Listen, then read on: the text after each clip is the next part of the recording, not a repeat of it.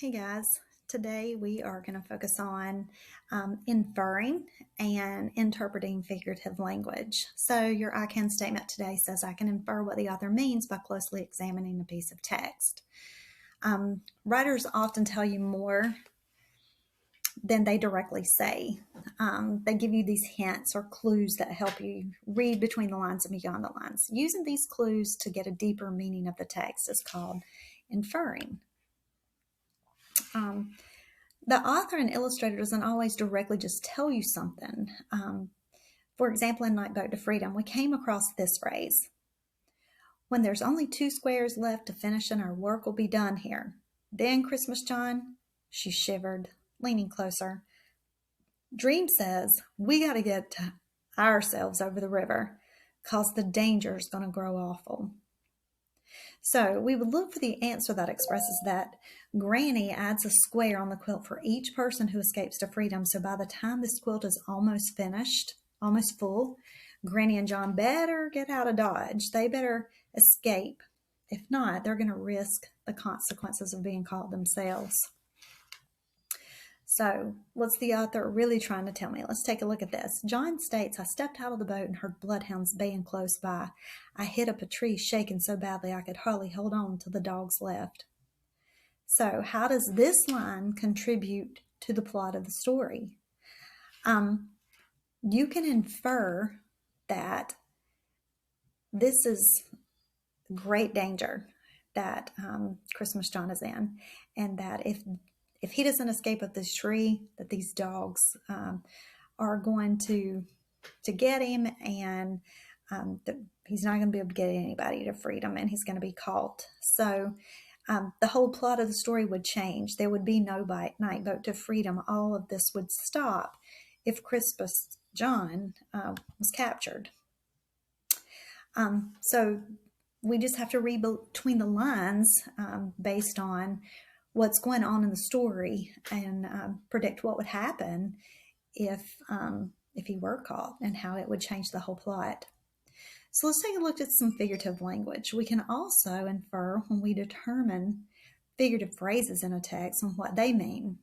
Authors often attempt to describe something by comparing it to something that's common to most people. They use similes, they use metaphors and personification to make these comparisons. So let's just review what these 3 forms of figurative language actually mean. So a simile is something that compares 2 things using like or as. An example of this in Night Boat to Freedom is I wrapped the quilt around her like a big warm hug and touched the empty patch on the cloth. So here you want to take what you know about a big warm hug and how it makes you feel safe and how it makes you feel. And this quilt, if you look at the line and determine what the author means, the word like serves as a link between the familiar and the unfamiliar. He talks about the freedom quilt that Granny's made. The author uses this quilt like a hug to represent the warmth that is felt with a hug. But when you look even deeper, you can infer not just the warmth of a hug, but this was representing the warmth of freedom, because each and every square represented someone's experience with being free and no longer in captivity of slavery. It makes the reader experience the safety and the happiness that they must have felt like we do when we get a hug. A metaphor. A metaphor is a direct comparison without using like or as, linking the familiar with the unfamiliar. So he says, I turned one last time to see my weathered old friend, the boat that had brought us and so many others across the river to freedom. So here, the boat is being compared to a friend. The author wants us to understand that John feels something much deeper than we would normally feel about a boat. This boat represents trust and companionship and love to John.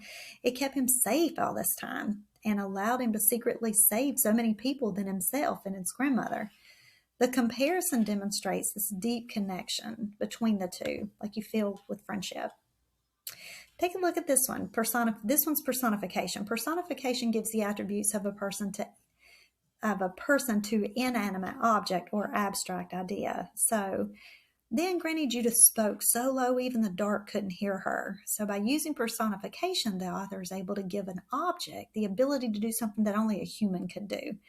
This is always easy for me to remember because it has the word person in the word personification. So it's giving human characteristics to an inanimate object.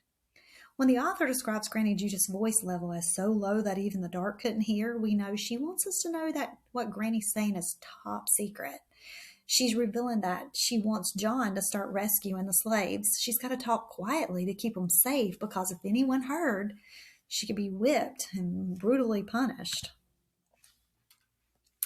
Let's add in one more type of figurative language. It's a hyperbole, and that's just exaggeration. So a hyperbole is a large exaggeration to emphasize a point. So when John says, "My heart was aching till I thought it would burst," the author just wants to paint this picture in our minds that this is very painful for John. Leaving his grandmother behind makes him so much more than sad.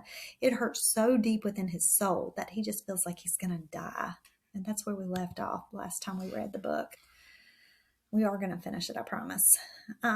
So today what you're going to do is you are going to practice looking at some figurative language that I have pulled from Night Boat to Freedom.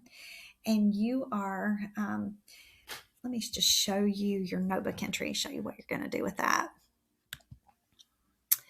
So it says, pick 4 of the examples of figurative language used in Night Boat to Freedom. Remember, an author uses figurative language to convey more than just the words written. You're going to analyze that sentence according to this following EOG stem. So this is one of the stems that goes with one of our standards. What does the author mean by blank? So what you want to do is you want to scroll down. Here are all of your choices. So what does the author mean by what scares the head is best done with the heart?